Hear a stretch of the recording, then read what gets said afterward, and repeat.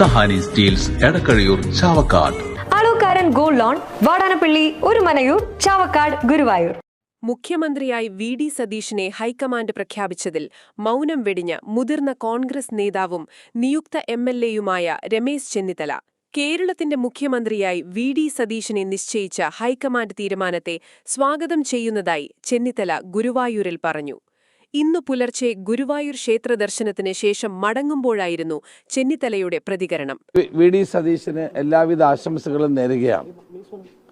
Congress high command എടുത്ത തീരുമാനത്തെ ഞാൻ സ്വാഗതം ചെയ്യുന്നു. 10 വർഷക്കാലത്തെ ഇടതുപക്ഷ മുന്നണിയുടെ ഭരണത്തിൽ നിന്ന് കേരളത്തിലെ ജനങ്ങളെ മോചിപ്പിക്കാൻ വേണ്ടിയിട്ടുള്ള ഉത്തരവാദിത്തമാണ് അദ്ദേഹത്തിന്റെ നേതൃത്വത്തിലുള്ള ഗവൺമെന്റിനുള്ളത്. ആ ഗവൺമെന്റിന് ജനങ്ങളുടെ പരിപൂർണമായ പിന്തുണ ഉണ്ടാകണം എന്ന് ഞാൻ അഭ്യർത്ഥിക്കുന്നു. ശ്രീ സതീശന് എല്ലാവിധ ആശംസകളും നേരുന്നു.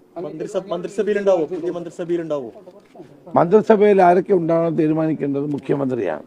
മന്ത്രിസഭയിൽ ഉണ്ടാകുമോ എന്ന ചോദ്യത്തിന് മന്ത്രിസഭയിൽ ആരു വേണമെന്ന് തീരുമാനിക്കുന്നത് മുഖ്യമന്ത്രിയാണെന്നായിരുന്നു മറുപടി. ഒപ്പം വി ഡി സതീശന് ആശംസകളും നേർന്നു. 10 വർഷത്തെ ഇടത് ദുർഭരണത്തിൽ നിന്ന് മോചിപ്പിക്കുന്നതിനാണ് ജനവിധി.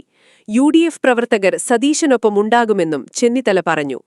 ദർശനത്തിനു ശേഷം ട്രെയിൻ മാർഗം അദ്ദേഹം തിരുവനന്തപുരത്തേക്ക് മടങ്ങി.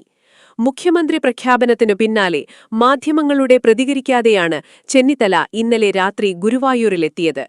ഇന്നലെ നടന്ന പാർലമെന്ററി പാർട്ടി യോഗത്തിലും അദ്ദേഹം പങ്കെടുത്തിരുന്നില്ല. മാത്രമായ ചില ഇഷ്ടങ്ങൾ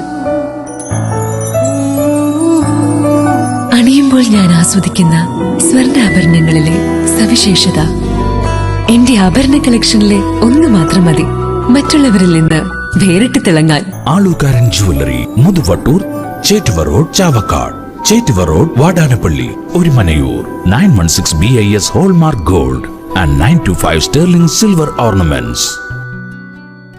ഗുരുവായൂർ മണ്ഡലത്തിലെ നാട്ടുവാർത്തകളുമായി സർക്കിൾ ലൈവ് ന്യൂസ്.